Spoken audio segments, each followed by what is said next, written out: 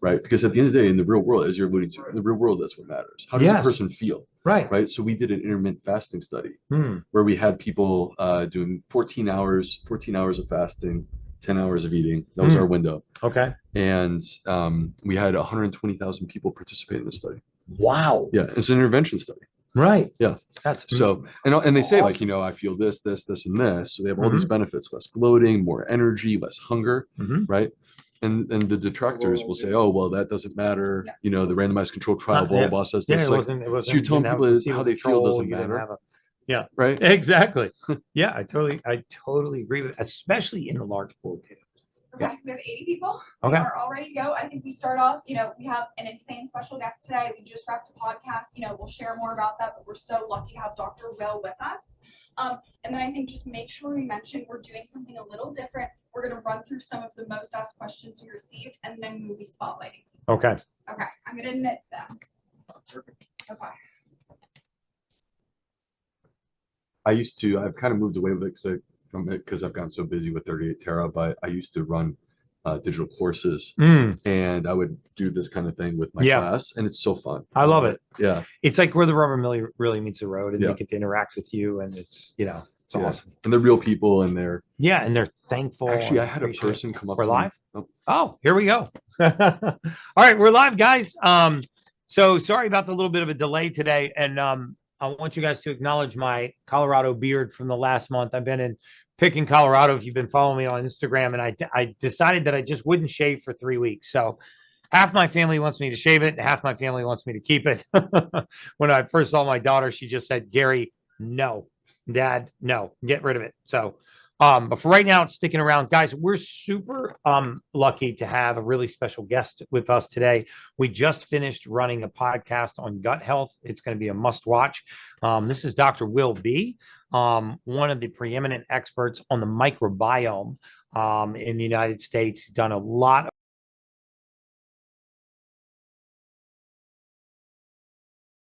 of clinical research, had a practice as a gastroenterologist, is now on the bright side and really looking at diet and lifestyle changes and supplementation with different types of fibers to actually heal and seal and repair the gut and get all the benefits of the gut microbiome.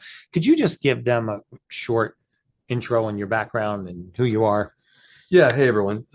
So most people who know me either from my Instagram, the Gut Health MD. I have about 600,000 followers there, or they know me from my books. And so I've written 2 New York Times best-selling books. My first one was called Fiber Fueled, and the second one was called the Fiber Fueled Cookbook, which is basically like a book for food intolerances. My background is that I'm a gastroenterologist. So I did my medical school at Georgetown. I trained at Northwestern and the University of North Carolina. And despite all this wonderful training, when I was the one who was sick, I didn't know how to treat myself because I didn't want pills and procedures. I wanted something that would have fixed the root of my issues. And so I had to start a journey to figure that out. And that journey led me to healing myself in a radical way with food by healing my gut. And then I brought this into my clinic and treated my patients. And I eventually reached a point where I had thousands of patients who were healing their irritable bowel syndrome, ulcerative colitis, Crohn's disease, and acid reflux, that I felt compelled to do something that didn't really feel natural to me. I felt like I had to share this story with the public. And so then that's what led to all these things. And now here I am hanging out with y'all. Yeah, and we ran an amazing podcast today. And so I'm going to start out with something a little bit different. I took a lot of the Rule Breca questions, consolidated those down. I'm going to rip through a couple of these real quick and then obviously open the floor to you guys. That's the whole reason why we do these lives. But some of the ones that were specifically directed at gut health, gut issues, gut dysbiosis, the gut microbiome, I want to just read those out because if they're on here, that means that they came up. There were common questions that were asked by more than several people. So I won't read out the name, but one said, I have serious issues with diverticulitis or diverticulosis, and I've had a partial colectomy due to diverticulitis and bowel perforation several years ago. What is the single most important beneficial thing I can do to help heal my gut? Okay. So when a person has diverticulitis, they actively have an infection. That infection needs to be treated. Otherwise, you could get a perforation that can be very dangerous. Mm, In that setting, while you have the infection, you want to go on a low fiber diet because your gut is not in a place to be able to process that. right. Once you get through the infection Mhm. and you're on the other side, it's 4 weeks later, then you want to slowly start to ramp your fiber intake up. Okay. Fiber is the key. Fiber is found in plant-based foods. This is what y'all will learn in the podcast that's going to be coming out in the next couple weeks, I'd imagine. But Yeah. so you want to slowly ramp your fiber intake up. Fiber protects you from diverticulosis. So that's ultimately what you want. It doesn't have to be a high fiber diet. We just need to ramp up our fiber to get ourselves into normal amounts of fiber because most of us are deficient. So if you're on the other side of diverticulosis, which it seems like, she had a partial colectomy due to diverticulitis and a bowel perforation several years ago. Yeah. So it sounds like a section of the bowel was resected. What is the single most beneficial thing I can do to help heal my gut? So it seems like that's in the past. So he's talking about adding soluble and insoluble fibers. He actually has a product that you take. What is it called? Terra 30. So this is my supplement. This is something that I recommend in addition to diet. So at 38 Terra, 38 TERA, and this is available on our website. But basically, this is a combination of fiber, resistant starches, and polyphenols, all of which are intended to feed the gut bacteria. And by feeding those gut bacteria, they become stronger, and then they release these anti-inflammatory chemicals called short-chain fatty acids. And that's ultimately what we need to basically like heal the lining of our intestines and make it as strong as possible. And there's research, Gary, with diverticulosis specifically, because when the colon gets partially removed, you could still form diverticulosis with the remaining parts of the colon. And so a high fiber diet helps to protect us. So that's why you want to do a high fiber diet, and then you might want to add 38 Terra to that. All right, super. Another one was several questions about diabetes, diet, intermittent fasting. Will diabetes show up on genetic testing? Predisposition can show up on genetic testing, but specifically, how do I prevent my children from developing diabetes, and how does someone avoid going on insulin injections? I mean, I guess we can both take that one, but I'll let you start. Best way to prevent diabetes. Well, one of the things that we were discussing in our podcast episode is that diabetes, and we're talking about specifically type 2 diabetes, which is different from type 1, and type 1 is an autoimmune condition, but type 2 diabetes is insulin resistance.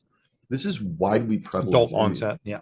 Adult onset. It's widely prevalent in the United States. There's tons of people who have this issue.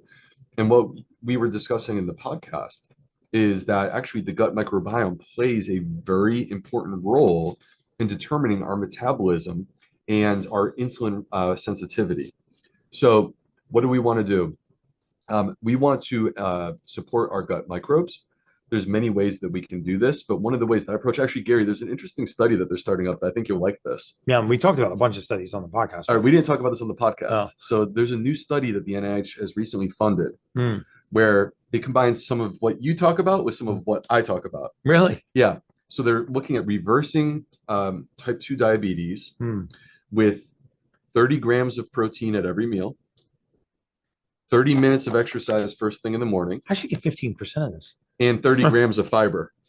And 30 grams of And fiber. 30 grams of wow, fiber. That's the new 30, 30, 30. 30 grams of fiber, 30, 30 grams 30, of protein. 30. Yes. That's amazing. And 30 grams of exercise. Exercise probably being the most beneficial of all of those. Well, and with each of these things, fiber and exercise and a healthful diet with clean sources of protein, we are building a healthier gut microbiome. So it does ultimately come back to this one place. And parents, just remember, sugar addiction is a learned behavior. There are children that are not raised on high glycemic diets or given sugary foods as rewards. It's interesting. Like the way that I was brought up, I was rewarded with sugary items like that. If I did something good, that's what my parents gave me. And a lot of parents still to this day reward their children by giving them sugars, cookies, cakes, brownies, pasta, pastries as an indication that they've done something good. And so if we can change the reward system and get children to really see fruits, legumes, vegetables, whole foods as enticing as things like non-nutritional candies and high glycemic sugars, that in alone, especially looking at young children, there was a very large obesity study done. A friend of mine, Dr. Jesse Noboa, was a co-author of that study. And he said, we looked at the epidemic of childhood obesity. And he said, if I was to boil the whole study down to a single sentence, it would be, so goes puberty, so goes the adult. Meaning that if you don't get a hold of obese, sugar addicted children prior to or as they're going through puberty, their chances of emerging as a healthy adult later in life go down dramatically. And I found that really fascinating. Like, puberty seemed to have this sort of solidifying aspect to their body morphic image and to a lot of the cravings, even some of the emotional tendencies that they gravitated towards. And if they got a hold of them prior to puberty, like they could get obese children to not be obese and pass through puberty as a non-obese child, they had a higher incidence of not recurring obesity. So real quick, I have 4 kids. You knew this, but they don't know this. So I have 4 kids, and I think this is a struggle for all parents. The average kid in the United States right now, 70% of their calories comes from ultra processed foods. I would say it's probably 70% of most adults' calories. In adults, it's 60%. Okay. So, and it's the issue is if we stock the pantry with this food, these foods have been designed to jack our brain and make us addicted to them, so that the kids can't stop themselves. Yeah. So we have to normalize. Can you give me that protein popcorn out of my thing? I want to read that to them. So we have to normalize healthy eating in our home. And one of the ways that we can do this is actually engaging our children in the creation of the food. So many times I'll bring my kids into the kitchen and have them cook with me, and then they're very proud of what they just created. Dude, and then they're ready to eat it. Okay. Love it. I actually have my podcast manager grabbing something for me, because I had this brand approach me about doing some kind of collaboration with them. And I don't publicly trash brands anymore. But I just wanted to kind of show you something to show you, like, what we're up against as a consumer. This one is this one's called Icon Meals. And they're a sponsor of the UFC. If you read the front of this bag, it says protein popcorn, and it has 10 grams of protein right here on the front. So, and it even says freedom. That's great. So, if I was a mother or father and I'm walking down the snack food aisle and I see this, okay, it says Icon Meals. It's got 10 grams of protein. Popcorn usually doesn't have a lot of protein, so I'll probably grab this one. You flip this thing around to the back, and you start reading some of the ingredients. 3 different types of seed oils: canola oil, safflower oil, sunflower oil, highly processed linoleic oils, high fructose corn syrup, right on the early in the label, sugar, modified cornstarch, and then it goes into all the different food dyes: yellow dye number 10, red dye number 8, red dye number 40. That's the one that's directly linked to depression and anxiety in young children. Yellow dye number 5, yellow dye number 8, blue dye number 1, non-fat milk, sweetened dairy, whey, milk fats, buttermilk, sodium citrate milk, sodium lecithin, which is kind of like a thickening agent. By the time you get through these ingredients, I mean, it literally has all of everything I tell you not to eat, right? All of the seed oils, all of the high fructose corn syrup, all of the food dyes. I mean, this is literally straight poison. Bet it tastes great, but I mean, it's literally straight poison. And I won't do like a public social media post about this and besmirch the brand, but I called these guys back and I was like, man, shame on you guys. And then you advertise the fact that you have 10 grams of protein, but you also have 40 grams of sugar in you. Yeah. All those ingredients, none of them are protein. Yeah, in a single cup. Yeah. Fat and high fructose corn syrup. Yeah, none of this protein. Just spray a little whey protein on it in the end, and then take credit for the protein. That's why really arming ourselves with the education on how to read a label is super important, because the average consumer would just go down the aisle and snatch this thing right off the shelf just because it said 10 grams of protein. It's not too long ago that my family members would have done the same thing. Okay, so let's bring some folks on live. I know you guys wait for this. Yeah, we got a few more questions. I'm doing a PMF mat, cold plunge, red light, O2, and advanced genetic testing. What other new biohacking action should I explore next? First of all, I love where your head's at. You're going to end up with friction in your marriage like I have, because your house is just going to fill with biohacking devices. But if you're doing pulse electromagnetic field, cold plunging, I would, remember not to let go of some of the basics, right? The sunlight, the grounding, the breath work, the things that don't cost you anything. Interesting podcast that I did actually yesterday with one of the lead scientists at Whoop, talking about the greatest indication of a good night's sleep was whether or not you got natural sunlight into your eyes in the morning. I was not surprised, but kind of astounded that the big data supported that. It's another great podcast for you guys to watch. But they did an analysis of what people were logging, and without even asking them to participate in the study, they actually looked at their sleep scores. And the groups that reported getting natural sunlight into their eyes first thing in the morning actually reported the best circadian cycles, the best consistency with going to sleep, and had the highest overall sleep scores as a single metric. But some of the other things that I'm looking into and doing actively now are occasional hyperbaric treatments. I feel like I won the lottery getting out of a hyperbaric chamber, and I also have been using nanoparticulate hydrogen baths, and it's basically a machine that pulls the water out of your bathtub, puts it back in with high parts of hydrogen gas, kind of like this, kind of like bathing in an Echo bottle of water. And I personally haven't seen anything for inflammation, eczema, psoriasis, scleroderma, conditions of the skin, or a rapid resolution to joint pain and muscle pain, like I have taken a 20-minute bath in something like that. If you want to see the one that I use, you can go to theultimatehuman.com and you can see the one that I've tested. Protein intake guidelines related to body weight and supplementation. Best protein bar. I'm going to recommend my own protein bar, guys. I got 1,000 milligrams of perfect aminos in there. It's equivalent to 30 grams of protein. It's entirely plant-based, and it is absolutely guilt-free eating. I think I have them on the Ultimate Human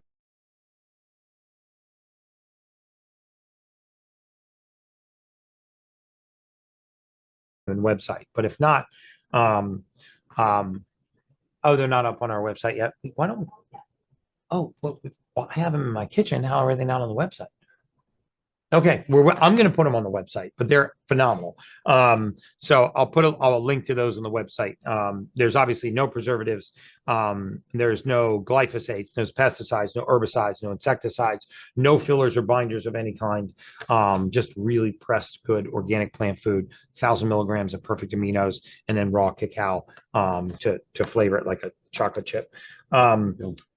Thoughts on berberine supplementation for idiopathic hypertension and other related issues? I might throw that one your way too, but in our clinic setting, we use berberine all the time for help with blood sugar regulation. There's actually some interesting studies comparing this route to metformin, and it actually exceeded the efficacy of metformin in some studies.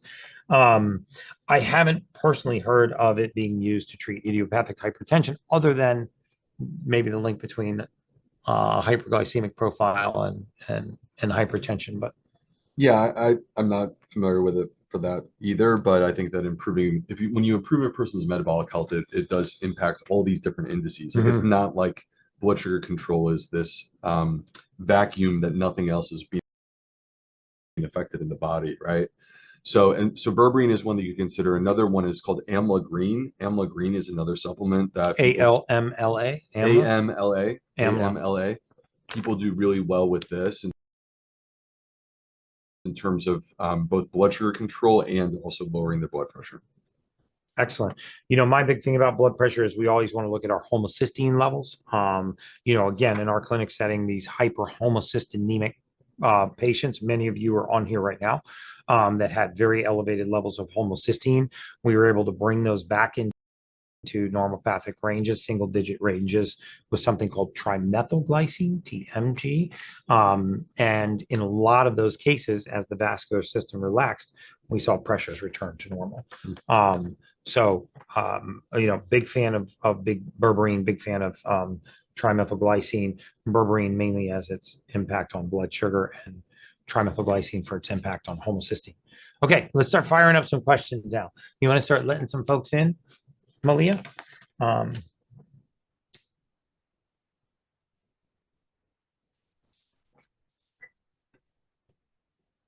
Hi.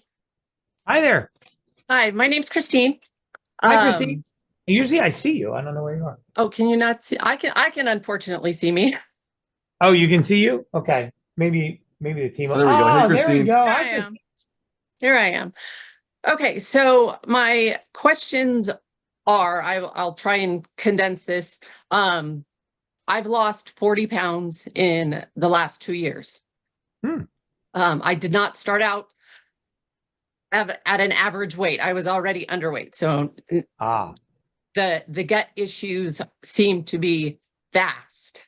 I have had every GI test and scan humanly possible.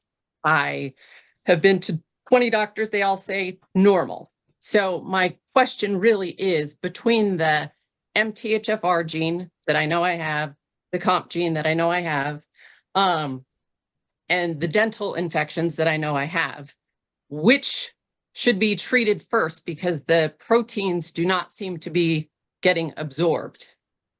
Mm. I can't eat enough in a day to gain a single pound. I mean, this sounds like a gut biome related issue if I've ever heard one, especially since you're non-responsive to eating food and having it turned into proteins in your bloodstream. I've been on the perfect aminos for at least 6 months, and my blood tests just last week are showing that I'm still low in half of them. Hmm. Mhm. Deficient in those amino acids. Well, remember, it is our gut bacteria that actually take the food that we have and actually turn it into the compounds that cross the blood-brain barrier and enter our bloodstream. We actually talked about that a lot today. And where could we start with her gut microbiome to see if we can actually get her to start assimilating some of these nutrients? Do you have any gut symptoms? Um, Are you able to yes tolerate and food no. pretty well? I mean, I've been seeing a gastroenterologist for 20 years. I had a stomach ulcer back in nursing school, was on Zantac for 20 years. So I know I have low acid, and have been supplementing that for the last 2 years. But still, it doesn't seem to matter how many medical grade probiotics I take, whether I've changed to a completely organic diet, like fruits and vegetables in California are not the highly nutritious, not full of fat. I'm having like half a bottles of MTC oil and butter every day. And are you it sounds like you said that there was some oral infection, so you had a lot of antibiotics. Um, no, I'm just in the last 6 months to a year heading down the root canal research. So I've been following, along with Dr. Gandhi, and then I've Amazing. had issues with that. But do I get that all treated first? And is that why my gut isn't healing? Or do I, continue with these massive amounts of supplements that I have? Because now all of my B level vitamins are way, way too high. But you're like, okay, realistically, I know they're not being absorbed, period, which is why my blood levels are so high. But how do I get them to absorb when I obviously can't get anything to absorb, Yeah, good or I think bad? from my perspective, what I would do as a difference in strategy, not abandon necessarily what you're already doing, but I would focus on trying to heal and nurture the gut microbiome. And the way to approach this is with a combination of dietary strategies, supplementation, and then you can look at these other things that exist that can also benefit the gut microbiome. From a nutritional strategy, what we want is variety within our diet, so as many different plant-based foods and variety as possible. Extra virgin olive oil would be a great choice for you because there's actually research that shows that extra virgin olive oil actually enhances the gut barrier and it's high in calories, which is good because we don't want you losing weight because when you get into when you're in a caloric deficit, then your body's going to actually start consuming your muscle, right, as opposed to building with protein. So this is inherently part of the issue. So we have to get you back to neutral in terms of calorie intake. We have to heal your gut microbiome. I would consider the not to plug my own product, but like I think that it's actually quite relevant to what you're dealing with and just see how it works for you. 38 Terra, I would probably give it a try. And then we could talk all day. I don't want to take up all the time with No, Gary, no. but like I would also think about um, some of the other things that we often talk about with the gut microbiome, such as sleep, such as breath work, such as circadian alignment. So like taking a walk outside early in the day, things like this. But really, at the end of the day, above all else, we have to start with nutrition because we can't have you in a catabolic state, which basically means that your body is breaking down muscle. It is. I'm way beyond that. I barely have the physical energy to walk outside on a daily basis to look at the sun. So doing any kind of exercise is very difficult. I've tried the cold water showers, but you're like, again, is that actually detrimental because I'm so thin? Maybe I as don't an want extra to hormone burn stress. any. I have no fat to burn. My BMI is like less than 13. And I'm, believe it or not, I'm a 53-year-old woman who, 2 years ago weighed 40 more pounds, and nobody can explain why. But I do think the answer could lie in the microbiome. We talked about adding things like, well, his supplement, but fermented vegetables, fermented foods. They're not going to be high in calories. The olive oil will be more caloric dense, but fermented foods, kimchis, sauerkrauts, legumes, because these seem to have the best, most beneficial impact on healing and sealing the gut. There's also, I'm going to get you an appointment with Dr. Sarda because there's also, a gastric pentadecapeptide called BPC 157. It's, it's an oral, a peptide that you can take orally, and that we've had a lot of success with, in terms of helping to heal and seal the gut. But when you're eating a volume of food and it's not showing up in the bloodstream as nutrients, the intermediary there is the microbiome. The intermediary between your dietary intake and your blood labs is the microbiome, taking those nutrients, converting it into something that can traverse the blood-brain barrier and actually show up in your blood. So it seems very sensical to me, not just because I'm sitting next to a GI doctor, that this, that we should take a harder, deeper look at the gut microbiome. And I think the other thing I would just add real quick, Gary, is that when we talk about gut microbiome foods, like I often, considering we live in a society where 75% of Americans are overweight or obese, I tend to talk about strategies that help people to lose weight and get into a calorie deficit. Whereas with you, it's the opposite. We want to get you into a calorie surplus, but with foods actually that are good for you. So we just have to be kind of careful because we need to balance adding in these fiber-rich foods, which many of them are actually quite low in calories, against getting things that actually are nice and high in calories and still nutritionally dense. Yeah. Thanks. And so I'm going to have the team get you with Dr. Sarda as well. Also, before we get to the next question, there was a question about, can you discuss colitis and other gut issues and the impact antibiotics have on them? All right, so colitis, sometimes people mean ulcerative colitis, which is a chronic inflammatory condition, or sometimes people mean an infection, and that can be colitis where you have an infection, and then they treat you with antibiotics because you just had this infection. No matter what, no matter what the context is, there's no faster way to destroy the microbiome than antibiotics.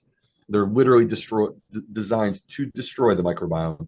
And they don't just target the bad guys, they target everything. So like, for example, Cipro, which is a common antibiotic given for urinary tract infections, wipes out 60% of the gut microbes in a matter of days. Wow. Yeah. So, and this is the reason why people develop diarrhea. And this is also the reason why people often develop other infections like C. diff after antibiotics. So, all right. So the question was about recovery. And the impact antibiotics. So that's the impact. The impact is huge. Now, how do we protect ourselves? We protect ourselves by preferably already be consuming fiber prior to the antibiotics, consuming fiber during the antibiotics, after the antibiotics, but also this is where supplements can be beneficial. So I'm a big believer in prebiotic supplements within this context. You would start them immediately because the thing is you want to support your gut microbes while you're on the antibiotics. And then the other thing that's really important is when you're finished with the antibiotics, give your body time to recovery. Now is not the time for sugar and alcohol and the things that further destroy the gut microbiome. It's best to like really be diligent for about 4 weeks and give your body a good opportunity to recover. And then one more before I get to the next question. Any tips for managing rheumatoid factor, asthma, eczema, and inflammation? So these are all rheumatoid arthritis, eczema, asthma. Rheumatoid arthritis is an autoimmune condition. Asthma and eczema are allergic type conditions. They all involve an immune system that is confused and it's attacking things that it's not supposed to be attacking. So how do we go about this? This is not public, but I'm working on my 3rd book right now, and it's focusing on the gut immune connection. Wow. And the key here is that, and I mentioned this in our podcast, when you have an unhealthy gut, you will have an unhealthy immune system. When you have a healthy gut, that's how you power up your immune system. And you and I talked about this, on a couple of different things. So what we want to do is we want to focus on creating a healthy gut using some of the strategies that we've discussed, wide variety of plants in the diet, adding fermented foods, prebiotic supplements, and then these other strategies of lifestyle like sleep and exercise. Oh, wow. I actually like to get on here and learn too. This is great. All right. So fire it up. Look at you, like a product advertisement for me, Peter. I should give you a commission. Can you hear me there? I can hear you, man. How are you, buddy? Good. How are you? Love to see you mineralizing, hydrating, and taking amino acids. Great. Phil. I wanted to ask for something on behalf of my sister today. I know you've talked a lot about issues in the past, and how the thyroid can kind of be villainized a lot of the time for something it may not be doing. My sister has been having a lot of health issues lately, and what they've come back with is she has overactive thyroid, suspected Graves' disease. Her T3 and T4 are high, and also her bilirubin is high in her liver. She's been losing a lot of weight, trouble sleeping. She's got hot and cold flashes. She is a vegetarian, so I don't know if that is playing a role in the diet. But before she, goes to see a specialist and just gets kind of loaded up with thyroid medications, is there something that she can ask to be tested for, or is there something that she can do nutrient or vitamin wise that might be able to help her with her symptoms and kind of calm down her thyroid? Yeah, well, again, I'm not licensed to practice medicine. What I would really suggest is that, and I'll let you take a crack at this too. But what I would really suggest is that we get, our basic female panel on her and a basic, genetic test. So we can actually have some kind of roadmap to the predispositions and some kind of roadmap to what's actually going on. Because in a thyroid panel, most thyroid panels will pull what's called TSH, the thyroid stimulating hormone. Then they'll actually look at the different main thyroid hormones, T4 and T3. And you're right. And the majority of the T3 is not even produced by the thyroid, right? It's deiodinized and methylated outside of the thyroid, in the gut, the liver, and the periphery. But so to look at the balance of the thyroid panel, thyroid antibodies, and the balance of the thyroid panel that I didn't hear you discuss would give us a better indication of, is there an autoimmune condition going on? What else could be causing the hyperthyroid condition? I wouldn't be surprised if she had some other elevated blood biomarkers that it would indicate that she has one systemic problem, not multiple systemic problems. But I would love to have, that test is going to run about $600. If she has an HSA, it should cover it. So she might not be out of pocket if she has a health savings account. And get her to Dr. Boyd or Dr. Daniels in our organization, or specialize in those. But it's hard to, when you get that specific about symptomology and condition without having some direct information on what's going on in the blood. Yeah, I think, let me first say that thyroid is not my area of expertise, right? As a gastroenterologist, I focus on a different part of the body. But that being said, I do believe that the gut plays a role in the manifestation of these types of health conditions. So, and I'm of the belief that no matter who we are, whether it's like your sister with this particular scenario, or it's other people who are dealing with other things, or nothing at all, and we're just healthy and we want to stay healthy, I do think that there's always a role for us taking steps to support our gut health to try to improve it and see where that takes us. The only other thing that I would add to this is when it comes to thyroid health, something that people have found to be quite helpful is selenium. And selenium, most people actually Very are much, yeah. deficient in the American diet. And the most concentrated source of selenium that actually makes it the easiest for us to get it, if you want to get it straight from nutrition instead of a supplement, would be to eat Brazil nuts. Brazil nuts, just 2 Brazil nuts a day takes care of that. Okay, awesome. Thank you so much, guys. Yeah, you've got it, brother. Great seeing you. Yep. Mike, radio voice. He's laughing.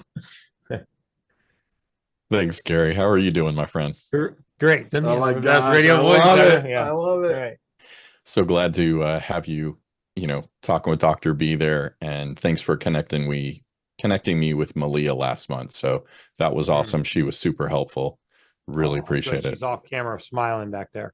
Awesome. Yeah, amazing. she was awesome. I wanted to ask you, I've taken the DNA test and I ended up yellow MTHFR, red MTRR, and red COMT. And I took a CMA test. I had never heard that, but it's like a cellular Nutrition micronutrient. assay? There Micronutrient you go. assay. Exactly. Yeah. And so what I'm wanting to do is to figure out what blood work, and I guess Dr. B, if there's something you've got as well, like stool side, that it's like, hey, this will give you insight. I'm looking to get a good baseline. Gary, I'm right at your age. But it's the biological, what's the other one you talked with Thomas DeLauer? Yes. Chronological and biological, I think is the terms you used. Yes.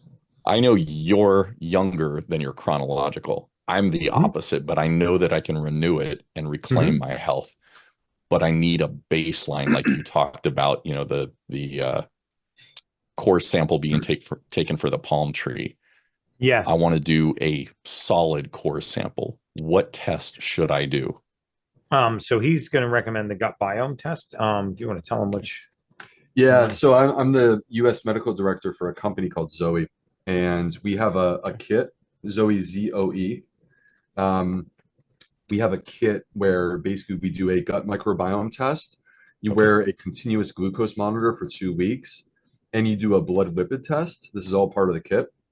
And during these 2 weeks, you enter into an app what you're eating, and you tell us about your health history, things like this. And what we'll do is we'll feed back to you and we'll talk to you with results based upon our 200,000 people that we have in our database. We'll talk to you about your gut microbiome and what we're seeing in that. We have 100 specific bacteria that we focus on, 50 good ones and 50 bad ones. We'll talk to you about your blood sugar control and your blood fat control. And then we'll help you to sort of organize a diet that will improve these particular factors. And I think the part that's cool that we're really excited about is we've just recently in the last year rolled out retesting.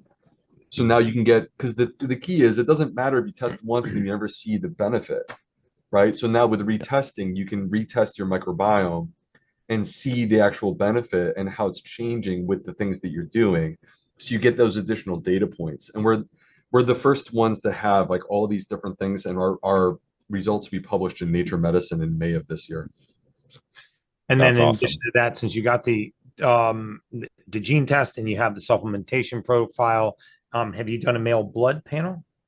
No, I have not. Okay, so That's why I'm like going, tell me what I need to do. yep, that's the and I'm other thing. off. The male blood panel. It's going to look at hormone balance, glycemic control, how well you're controlling your blood sugar, and your nutrient deficiencies. The CMA, the cellular micronutrient assay, is just a fancy way of saying the intracellular concentration of nutrients, which is a very good test, by the way, because very often we have levels in the serum of our blood. But we can be deficient inside the cell. We can be deficient on an intracellular basis. So the cellular micronutrient assay is like, hey, what are the micronutrients that are actually making it into the cell? What am I deficient in that my cells really need? That's an excellent test. I think it's usually done by Alcat. But that's a great test, and it can help you target things in your diet and target things in your supplementation for your cellular biome. I mean, it's a very specific set. We'll say you're, iron bisglycinate deficient, or you're B9 deficient, or you're B6 deficient, and it will tell you exactly what amino acids and vitamins you're deficient in inside the cell. It's like you looked at my test, Gary. Yeah. Yeah, I've read a lot of these though. So in my day. That's awesome, brother. So next rule breakers, you'll tell me how those test results came out. Are there other tests that you would say, like a CBC, a CMP? CBC, CMP is a complete blood count and a comprehensive metabolic panel are going to be on your blood test. So, Okay. I would say a basic, I don't know a better word to describe it, but basic blood test is going to have a CBC, complete blood count, because that's kind of a casting net. It's going to have a comprehensive metabolic panel, which is going to look at a couple of different organs, kidneys, liver. It's going to look at a profile of your some of your electrolytes and some of the key electrolytes and nutrients: sodium, magnesium, calcium, and then the rest of the panel is kind of hand designed by the doctor. So what we do is have a full hormone panel on there. So if it's a male hormone panel, we look at your signaling from the pituitary down to the testicle, luteinizing and follicle stimulating hormones. We look at your testosterone and your conversion to free testosterone. We look at things that might influence that are not hormonal, things like sex hormone binding globulin, which is a protein that binds to your sex hormones and artificially lowers them. And then we look at, some of the non-specific markers of inflammation. They're called C-reactive protein, homocysteine, full lipid panel. It's a pretty comprehensive 74 biomarkers. We used to, at the LabCorp, you got hundreds of biomarkers you can choose from. You could probably make an argument for any one of them. But what we've done over the last 10 years is consolidated what is the minimum we can pull for the maximum amount of result. So that'll be the male panel. Okay. Fantastic, Gary. I appreciate Awesome, it. man. Dr. B, thank you. Appreciate you too. Told you had the best radio voice. Yeah, I love it. Like, I think he's in. That guy's cool. Hey, man. Sam, I think you're muted, brother. Definitely muted. How about now? You're Go ahead. We got you. I think you have a nicer beard than I do, buddy. I got a little beard on be there. Now I have a beard. I'm noticing beards. I said beard. Keep the beard growing out. All right. Thank you. All right. So I got a quick question about sleep. I feel like I've been doing everything right. A consistent bedtime, all that stuff. I've had the Whoop since 2016 to track all my stuff, and I have mild sleep apnea. I'm 6'4", 200 pounds. I'm fit. I don't feel like that is impacting my sleep apnea. Usually it's with heavier on the neck muscles and stuff. However, on my Whoop, it shows that my CPAP has a negative effect on my sleep. So I've tried mouth taping, and it has my HRV is super low because whenever when you mouth tape. No, when I use the CPAP, my HRV is low. But the CPAP, it's like I feel a little bit more rested, but it negatively affects my sleep. When I don't do it, my Whoop says it's better, but I don't feel as rested. So it's supposed to, it's been doing the opposite. It doesn't make sense to me. So, and I can't for more than 6 hours. You can't sleep more than 6 hours consistently, meaning without waking. Yep. 6 hours without waking is actually not very bad. That's probably putting you in the upper 80th percentile for sleep scores. If you're looking at your sleep scores, I wouldn't be surprised if you're actually registering pretty decent sleep scores if you're sleeping 6 hours at a baseline, especially if you're getting enough REM and enough deep.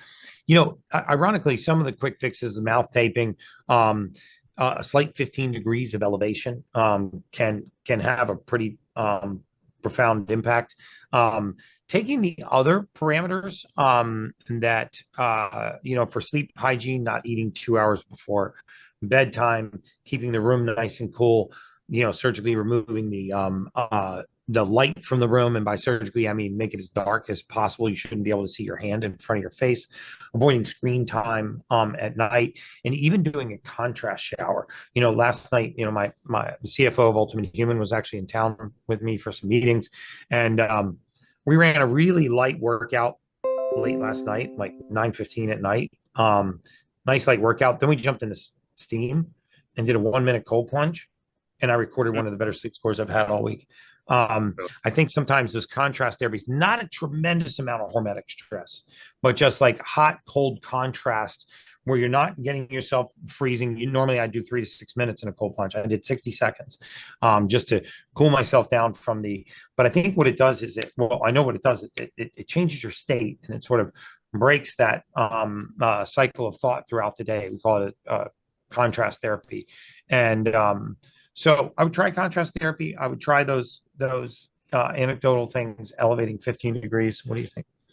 I like all of that. I've had great success with dark room. I actually have started wearing a face mask, even though we have a pitch black room, just to make it even darker.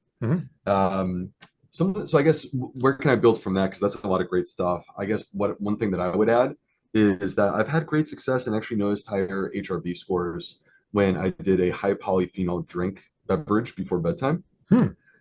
So what I do is I do tart cherry juice, and I'll mix into it some magnesium glycinate. And big fan of magnesium at night. Yeah, there's a magnesium breakthrough is another great one. Yeah, for that. So magnesium is amazing before bed, and then I'll combine that with some tart cherry juice, and I've noticed better sleep. Tart cherry juice releases melatonin, but also I think there's something to the polyphenol content because the polyphenols impact our microbiome overnight. So I would try that. It doesn't, you buy a bottle and try it and see what happens. Interesting. Yeah, that's good stuff. Love it. And you doing the morning sunlight? I do. Every morning I wake up. I actually hop in the cold plunge first thing in the morning. I did the Gary Brecka hack. Yeah. I go 3 to 6 minutes every morning. I hop out, take the dog out, get about 5 to 10 minutes of sunlight out front, and then come back in and then get ready for work and get the day started. So 5-10 minutes for you, everyone's a little different. You might need a little bit more. Okay. If you can find the time. And the other thing is, I'm a big fan. You got to find what works for you, but I'm a big fan of light exercise in the morning. Yeah. Okay. So like what I do is I take a walk with a ruck vest. So you and I are similar weight. I started off with 20 pounds and I've now worked my way up to 40. I take a walk with my 40-pound ruck vest. I get a little sweat. I'm just breathing a little bit heavy, but it's not intense exercise, nor do I count that as a workout. Steady state cardio. Yeah. Yeah. Really good for fat metabolism too, by the way. Yeah. In a fasted state, maybe with some perfect aminos. Oh, I do the perfect meal. I do all that stuff. But I'll try the contrast therapy too before Try the bed. contrast therapy in 15 degrees of elevation. Okay. All right. And let me know how that goes on our next Will Brecka. Okay. I appreciate it. Awesome, man. Sam. Oh, no, that's him again. Did you just put him back up there?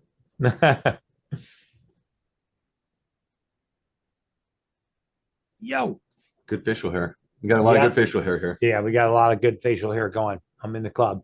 This is like Hey, Aaron Gary, Rodgers. how you doing? Hey, Ryan, how you doing, buddy?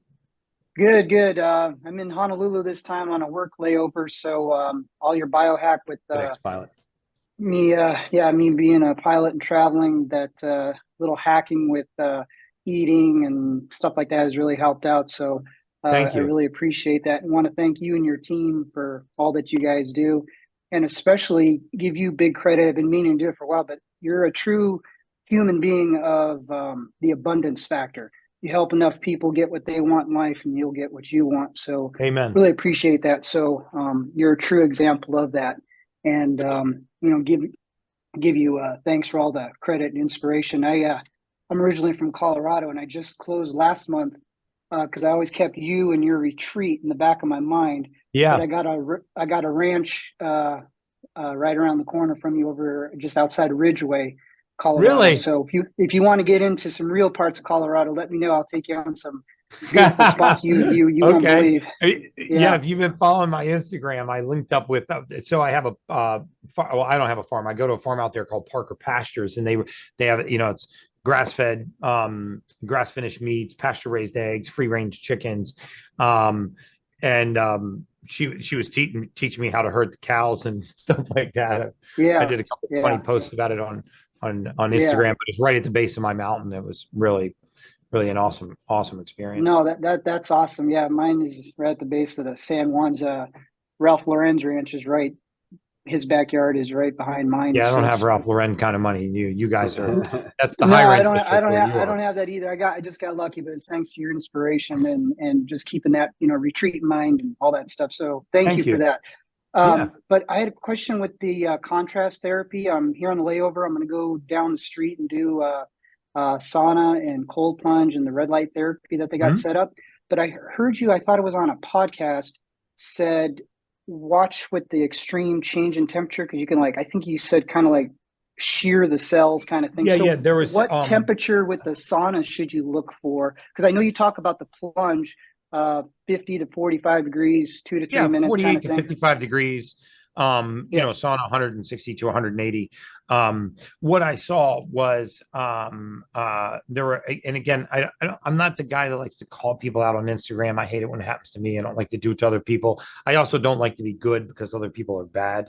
I just like to be good because I'm trying to be good. But we had a whole talk about that today. We did. Yeah, we have some of the same nemesis. But there were a series of posts with someone actually using a towel to block the sensor on the sauna and letting the sauna get up to around 220 degrees, which is very, very hot. And then getting in a 37-degree cold plunge. And so at 37 degrees, it's a few degrees, 4 degrees off of freezing, right, off of solid ice.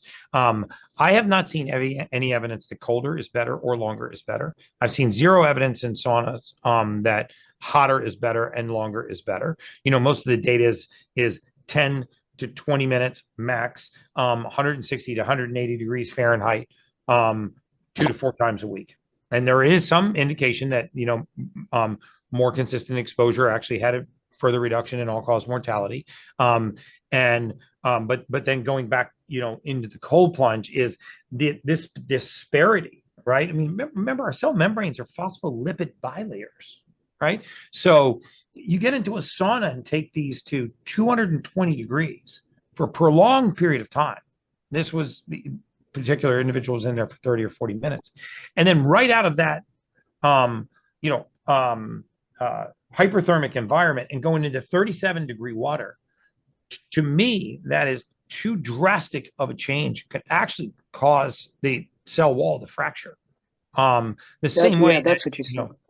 Just like hyperthermic conditions or hypothermic conditions can cause the cell wall to freeze and fracture. So you're talking about going from 37 or 220 degrees to 37 degrees, and already you're running a risk, in my opinion, exposing yourself to 40 minutes of high heat, like 220 degrees on purpose, to not allow your body temperature to get down naturally and then immediately go into 37 degrees. I think is a horrific idea. What do you think? You know what? I'm not an expert when it comes to those particular topics, but that all makes sense. I don't have a clinical study to back up what I was saying, but I was just saying that's too dramatic of contrast in my opinion. If you do if you do it, just do 15 20 minutes in the sauna, keep it at that 150 range, get out, 3 minutes, let your body settle down, then maybe do the plunge. And then because I told you that one time I tried it and I told you I almost felt like I was going to pass out. That's probably I felt super lightheaded and I did not feel good at all. Like you're getting hyposystolic, you're like starting to affect your blood pressure, right? I mean, remember, your body's trying to make up for this. One of the things that hormesis can be a very positive thing, putting the body under stress and having it strengthen in response to stress. I mean, the whole idea to exercising is to tear muscle, it hormetically responds by hypertrophy, right? Grows back larger. We don't strengthen our bones unless we load them. We don't, our immune system will weaken if it's not challenged. But sometimes you take these things too far, right? That's the point. And I think the whole, biohacking word in a lot of ways, gets too far. One of my original mentors is I think maybe he's done too many ayahuasca trips, and he's having you draw your own urine, inject it into your shoulders, tanning the and I think at some point I might get kicked out of the hotel here if I do that. You definitely will get kicked out. I mean, it's this law of diminishing returns. But I also believe that aging is the aggressive pursuit of comfort. A lot of us are a lot of modern society is aggressively pursuing comfort, regulating our temperature. We regulate our lighting. We regulate our environment, the amount of sunlight we get. And it is astounding what happens to us when we just get back in touch very often with the basics. He and I had a whole discussion before the podcast about, and this is a gastroenterologist, about how, you'll never supplement your way out of a poor diet. I was like, that's a great saying. We want the answer to be in a lot of these like flashy, exciting new supplements, NMN, nicotinamide riboside, NADs, resveratrols. And yes, they're all great. But the point is, if we got to get the basics, the diets, a basic diet of, whole foods, not disrupting the microbiome, and then hormetic stresses that our body can handle and strengthen from. Okay. All right. Well, thank you so much. Yeah. I do too. We have 14 hands raised. Okay, so we're going to try to mow through some of these and 15 minutes left. All right. We're going to rapid fire. Feel free to step in and take a question because I know you're more qualified than I am in many cases. Hey, Raymond. What's going on, sir? Hey. First off, I just want to say thanks. I've pretty much poured over everything that's ever come out of every podcast you've done. And it effectively changed my life. No more ADD symptoms. My mind's as clear as it's ever been. So it's been great. So thank you. Dude, I love hearing, man. That's chicken soup for my soul. That's awesome. So my main thing is now that I've come across a problem I can't solve. So my wife, 28 years old, extremely healthy, very active CrossFitter type, had gestational diabetes in both pregnancies, resolved at the end of pregnancy, zero problems. 5 months post birth of my second son, so 6 months ago. So about a month ago, she was feeling weird. So we checked her blood sugars and they were like, it just said high. So we knew they were way too high. We took her to the doc.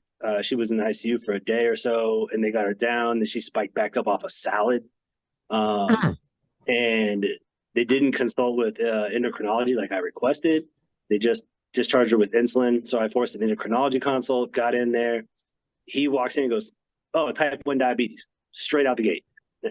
And a month prior, she had no symptoms. She was crushing like cookies, having no problems, anything like that. And so my question is, since a lot of times you'll say autoimmune conditions usually misdiagnosed nutrient deficiencies. I've cleaned her diet out. She's no longer on the quick acting insulin, on the fast acting, on the long-term insulin, yes. What type of nutrient deficiencies? I pulled a full blood panel on her through 10X. I pulled a microbiome test, did omega-3 levels, all that stuff came out good.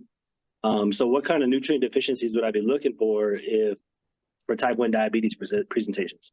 So Dr. Sarda, our clinical director, would tell you that, very often acute viral infections can lead to very spontaneous infections like this. So, I would certainly love for you to send the blood panel into our team. Dr. Sarda, Dr. Boyd would take a look at that for you.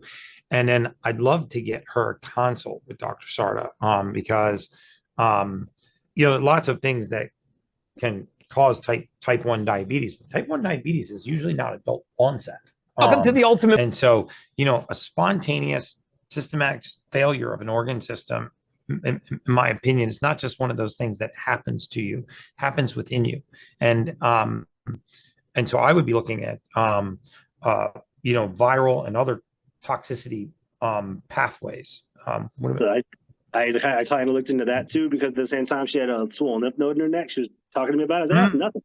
And so I looked up endoviruses that have a tendency to cause type 1 diabetes and swollen lymph nodes. I just don't, there's nobody around here that'll run a PCR. Yeah.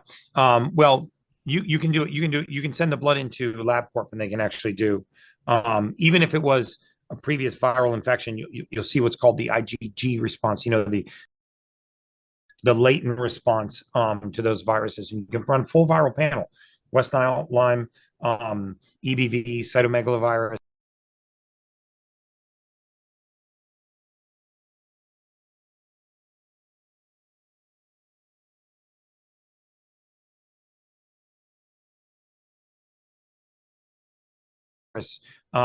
Because you're right. I mean, and Dr. Sartor would agree with you. Acute viral infections can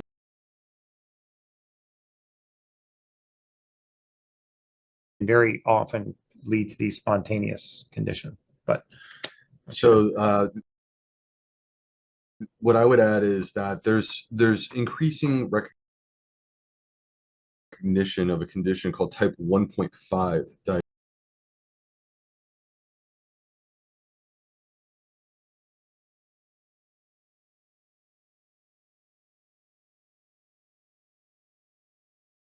diabetes, type 1.5. And basically the way that this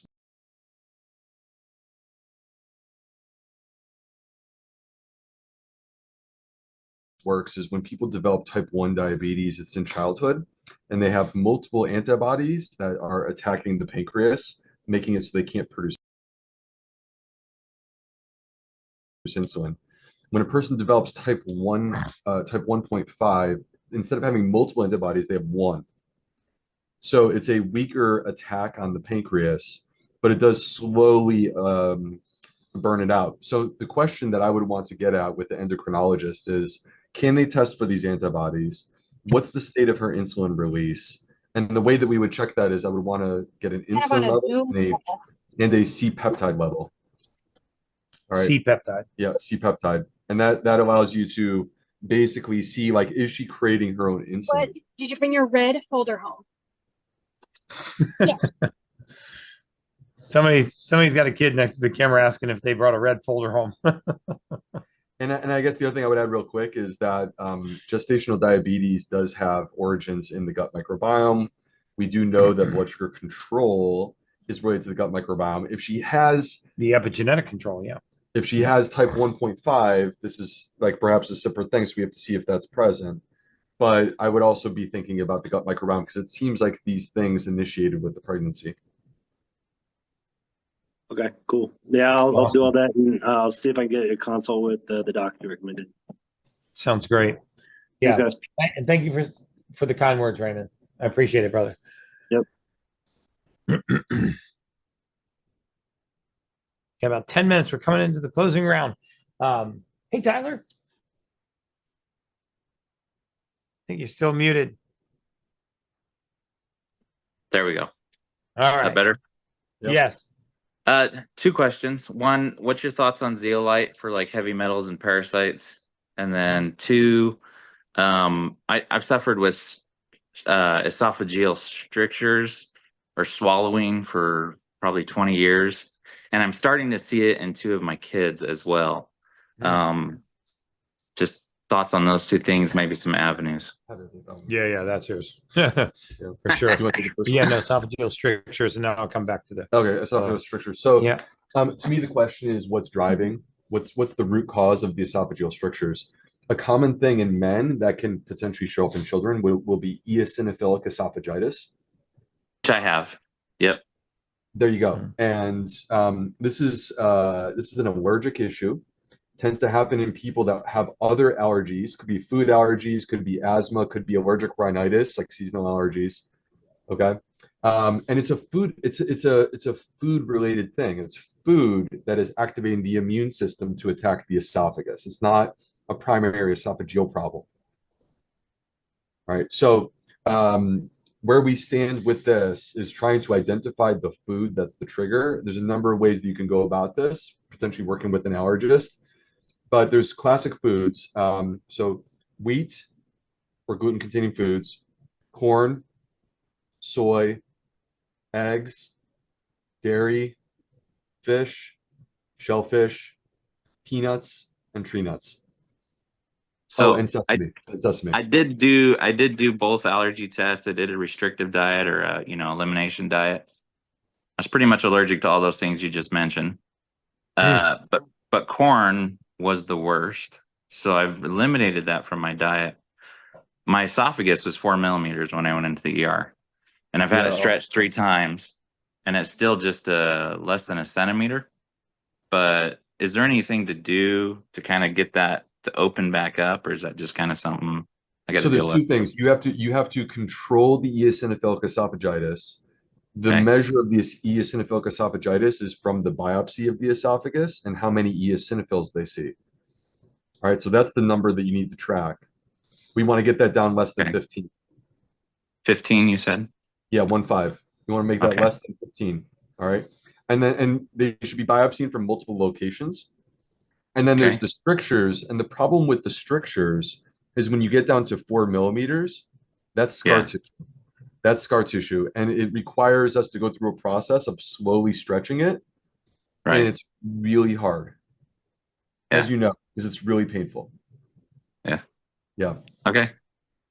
What about zeolite, just on heavy metal decans and parasites? And I'm a big fan of zeolite and other binders, silica, activated charcoal. There's a product I like called Sun Foods Brain Fuel, which I think is a great binder. I also like Dr. Minkoff's Metal and Chemical Free Cleanse by Body Health, as another one for metals, not particularly parasites, but for metals. I've actually seen changes in, pre-post data about 6 months apart with that supplement, especially for the heavier metals, because it has a binding affinity for heavy metals and not for the light metals. It doesn't have such a negative impact on zinc and magnesium, copper peptides. So big fan of that one.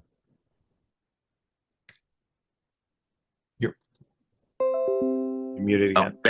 Thank you so much. Appreciate you. You're very welcome. All right, I think we got time for 1 or 2 more. Alex?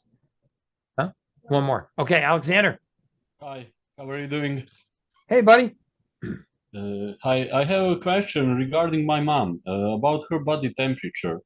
Her body temperature is for like last 10 months. It's like between 95 and 95.9, and she cannot get it to the right level. And what happened like 10 months ago?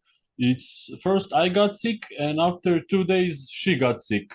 And we went to the doctor, we did the blood work, and the same stats that were bad with my blood, she had them too, And I needed like month and a half to recover the body temperature, and since then I'm fine, but she can't for like 10 months.